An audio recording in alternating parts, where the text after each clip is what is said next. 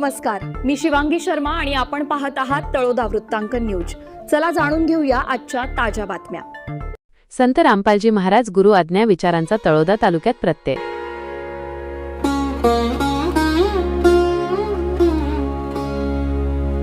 भर उन्हात 100हून अधिक अनुयायांनी दिली विशाल पुस्तक सेवा।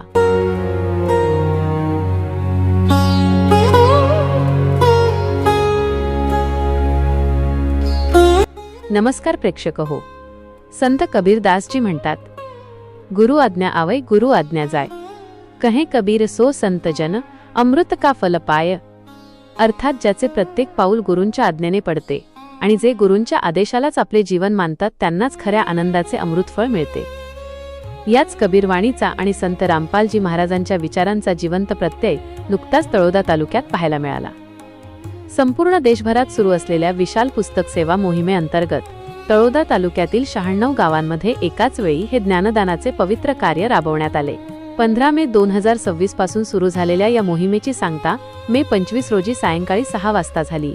केंद्राने दिलेल्या 2000 पुस्तकांच्या उद्दिष्टाला पार करत काही दिवसांत 2800हून अधिक पुस्तकांची सेवा करून अनुयायांनी इतिहास घडवला। कबीरांनी नेहमीच स्पष्ट केले आहे की गुरूंचा आदेश हा संसारातील सर्व सुखांपेक्षा आणि कर्तव्यांपेक्षा मोठा असतो। गुरु आज्ञा माने नहीं चले आपुचे चाल, कहे कबीर ते स्वान ज्यों भटके जग के माही। या उलट ज्यांनी गुरूंचा आदेश शिरोधार्य मानला त्यांच्या निष्ठेचं वर्णन करताना म्हटलं जातं, गुरूंचा शब्द हाच देव, गुरूंचा शब्द हाच प्राण। आदेशापुढे मजुरीचाही केला अनुयायांनी त्याग छान, कडक उन्हाच्या झळा न टोचती अंतरी गुरूंचे नाम। अमृताचे फल मिळे तयांना जे करीती निस्वार्थी काम। या मोहिमेचे सर्वात मोठे वैशिष्ट्य म्हणजे ग्रामीण भागातील रोजंदारीवर जाणारे अत्यंत गरीब अनुयायी ज्यांचे कुटुंब रोजच्या मजुरीवर चालते, त्यांनीही आपल्या गुरूंचा आदेश पाळण्यासाठी गेल्या अनेक दिवसांपासून आपले काम बंद ठेवले होते। आधी गुरूंचे कार्य मग प्रपंच हाच भाव प्रत्येकाच्या मनात होता। या पुस्तक सेवेचे आणखी एक वैशिष्ट्य म्हणजे यामध्ये संपूर्ण समाजाला कबीरांच्या सहज सेवा आणि निस्पृहतेचा संदेश देण्यात आला। सकाळी 9 ते संध्याकाळी 6 या वेळेत चालणाऱ्या या सेवेदरम्यान दुपारी 12 वाजता भोजनाची भंडारा व्यवस्था करण्यात येत होती। काही निष्ठावंत अनुयायी स्वतःहून ही जबाबदारी उचलत होते।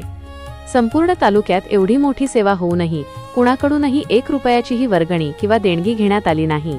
कडक उन्हाळा, वाढते तापमान असतानाही पुरुष, स्त्रिया आणि अगदी लहान बालकेही अत्यंत आनंदाने उत्साहाने गावोगावी फिरून ही सेवा करत होते। चेहऱ्यावर थकवा नाही तर गुरूंची आज्ञा पूर्ण केल्याचा आनंद होता। गुरुवचनाला शिरोधार्य मानून केलेल्या या निस्वार्थी सेवेची सध्या संपूर्ण तळोदा तालुक्यात कौतुकास्पद चर्चा सुरू आहे। वृत्त संकलन तळोदा वृत्तांकन न्यूज नेटवर्कसाठी दीपक गोसावी। आजसाठी इतकेच। अशाच ताज्या आणि महत्त्वाच्या बातम्या पाहण्यासाठी आमच्या चॅनलला सबस्क्राइब करा। धन्यवाद।